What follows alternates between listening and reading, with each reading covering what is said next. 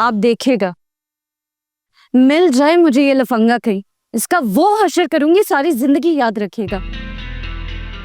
इसकी वजह से जो बेइज्जती और शर्मिंदगी मुझे इन लड़कियों के सामने उठानी पड़ी है, मैं जिंदगी भर याद रखूंगी। और साकिर, वो मुझसे इतना नाराज हो रहे थे। साकिब की तो खैर है, वो तो कुछ दिनों में ठीक हो जाएगा। अगर वो राज हमारा लफंगा उस पर एतबार करके, तो हमने अपनी इज्जत गंवा ली। मैं अपनी इज्जत करवाना जानती हूँ मॉम। देख लो जल्दबाजी का नतीजा। अब जो भी करना है सोच समझ कर करना। तुझे सोच सोच कर परेशान कि ज़ारून से क्या कहूंगी। अगर आप और बाबा उसे इजाजत न दें तो वो कभी अपनी मर्जी नहीं करेगा। इसकी शादी करवा दें जल्द से जल्द। सर का दर्द बन गया ये लड़का मेरे लिए। अच्छा चले, मैं अकबर को बुलाती हूँ, मैं घर जाना है। Mom please wait. पता नहीं साकिब आएंगे घर, क्या कहेंगे। थोड़ी देर वेट करने रुक जाए आप। ठीक है। और बेटा तुम ज़रूरत से ज़्यादा परेशान मत हो। तो अपनी हालत तो देखो, बच्चे के लिए सही नहीं है ये सब।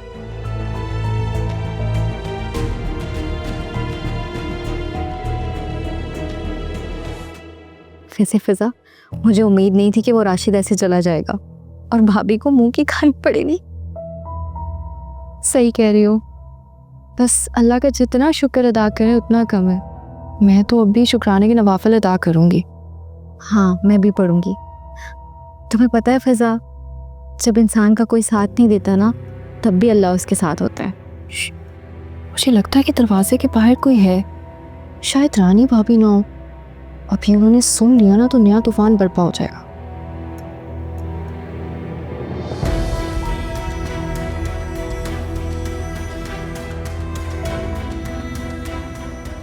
खुशियाँ मनाई जा रही हैं यहाँ पे राशिद के जाने पे।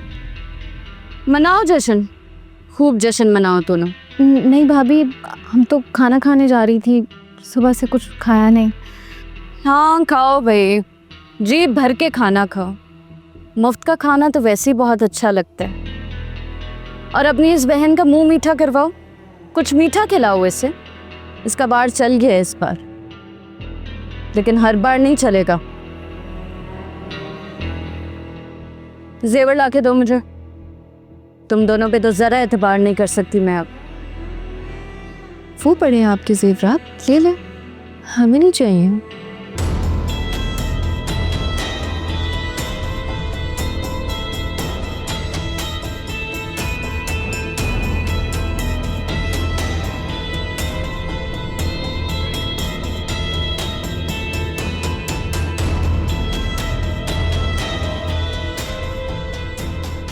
घटिया तो था ही राशिद, लेकिन इस कदर कम ज़र्फ़ और एहसान फरामोश निकलेगा, मुझे बिल्कुल आइडिया नहीं था। इसकी वजह से मेरी सारी की सारी प्लानिंग बर्बाद हो गई है। मुझे मिले सही दोबारा।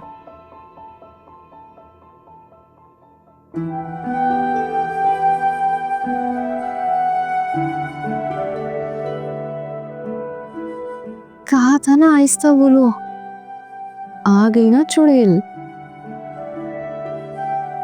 कितनी बार इस तकलीफ से गुजरोगी? बार बार टूटने से इंसान बिखर जाता है। यहाँ आके बैठो। देखो, अल्लाह हमारे साथ है। आज उसने हमारा कितना साथ दिया है। अल्लाह अपने बंदों की दुआएं सुनता है, बशर्त ये कि उसकी ताकत पे भरोसा रखा जाए। और हमारे लिए अब अल्लाह का साथ काफ़ी है।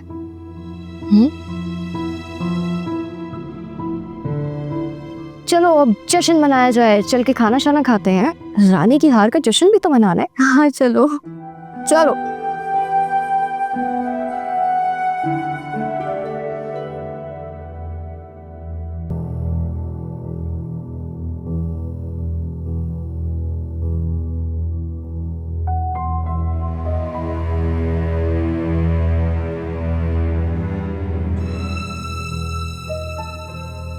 साकिब, साकिब प्लीज मेरी बात तो सुन। रानी बस, मैं बहुत थका हूं, मुझे अभी कोई बात नहीं करनी।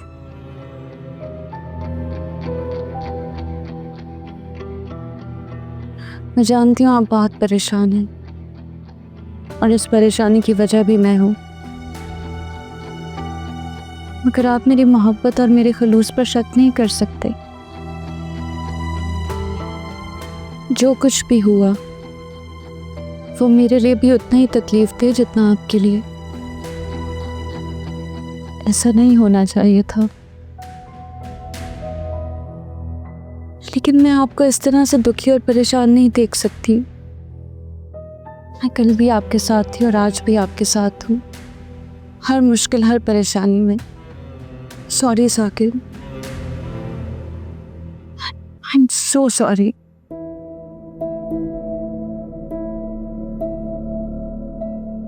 मैं आपके हर दुख तकलीफ हर परेशानी को अपना समझती,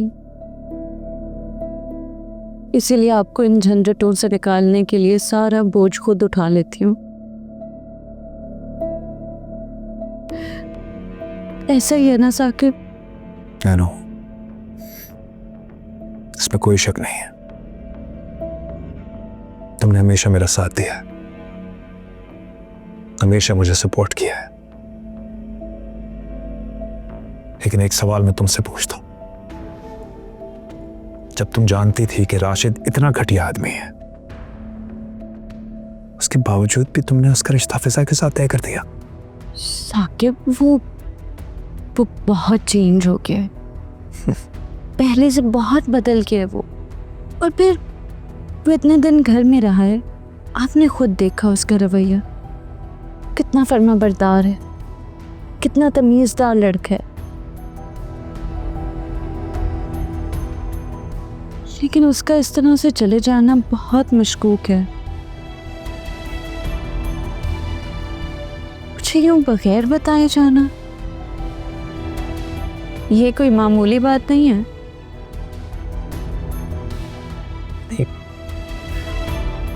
क्या मतलब, क्या कहना चाह रही हो तुम? साकिब आज नहीं तो कल ये बात जरूर खुल जाएगी। उसे यकीनन फिजा ने कुछ ना कुछ कहा है जिसकी वजह से वो इस तरह से भाग गए, वरना वो मुझे बगैर बताए जाए, ऐसा हो ही नहीं सकता। वह शादी से बहुत खुश था, अपनी मर्जी से शादी कर रहा था। फिर आप खुद सोचे, अचानक क्यों गायब होगा वो? ठीक है,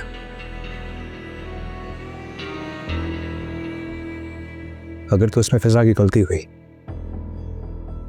तो मैं जिंदगी भर फिजा से कभी बात नहीं करूंगा। लेकिन रानी, अगर कसूर तुम्हारा हुआ तो मैं जिंदगी भर कभी तुम पे भरोसा नहीं करूंगा।